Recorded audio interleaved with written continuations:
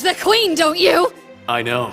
Ooh, you bet I know. Trapped in a dating sim, the world of Otome games is tough for mobs. I mean, seriously, did it need to be that long? It's another isekai anime in a pretty long line at this point, but I think this one in particular stands out from the rest. So this man is blackmailed into playing a dating sim by his sister, and he has to complete it in a certain time, and by the time he completes the game, he's completely exhausted. So when he steps outside to get some food, he falls down the stairs and dies. No, Truckun, it's not your turn this time.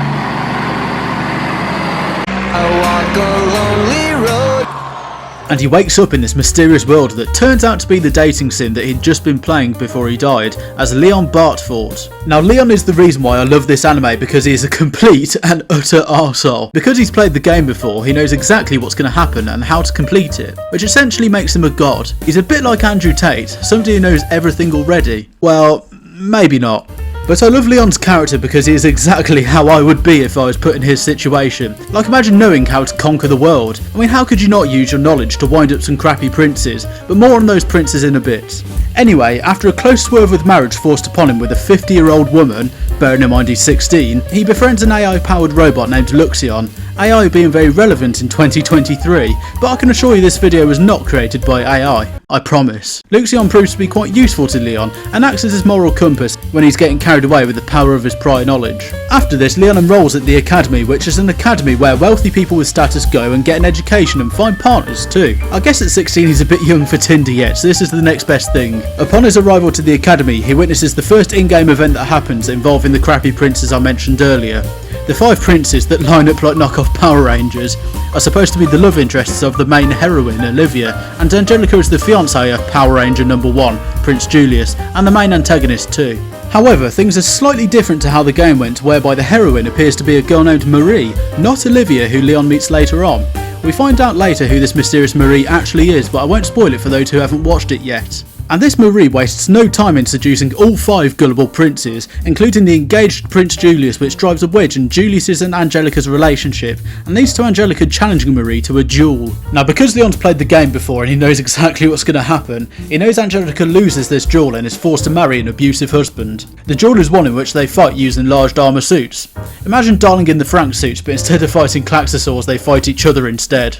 Now, from the start, Leon has been determined to stay as a background mob character, hence the mob in the title, but finds himself unable to let Angelica succumb to her fate and steps in as a champion. Leon is required to take on all 5 princes and rocks up to the battlefield in what looks like an old armoured suit compared to the colourful newer suits of each Power Ranger prince, and is mocked mercilessly by the crowd for his perceived inferiority. And this is why Leon's absolute confidence and cockiness is justified on 2 fronts. 1, because he knows his armour is actually superior and can defeat theirs easily, and 2, because the whole crowd is against him because he's a cocky nobody. And also his maniacal laugh in the dub is hilarious. This is too hilarious! Laugh with Could you please not do that thing with your face? Anyway, Leon ends up defeating all 5 princes on behalf of Angelica quite easily, but Julius still insists on sticking with this Marie character, so Julius breaks off his engagement with Angelica despite knowing the princes will be stripped of their noble titles. And as a result of helping Angelica, Leon meets her father, who offers protection from Julius's parents, who turn out to be the king and queen, in exchange for leaving the academy and being stripped of his own noble titles, which is more like a reward for Leon, who wants to stay as a background mob character. But Leon is horrified when he nervously meets the king and queen, thinking he's going to get punished for smacking their son around, but instead they not only reinstate him at the academy, but promote him to 6th rank noble as a result of teaching their son an important lesson, and so he returns to the academy with a higher rank, still unpopular especially with the ladies, and with 2 more friends in Angelica and Olivia. Honestly, I don't think this anime reinvents the wheel. Isekai anime, especially ones with long titles, are quite common these days, and there are a decent few dating sim ones too. Cocky overpowered MCs are not uncommon either, and action scenes involving fighting armoured suits have been done plenty. So why do I think this one in particular is worth your time?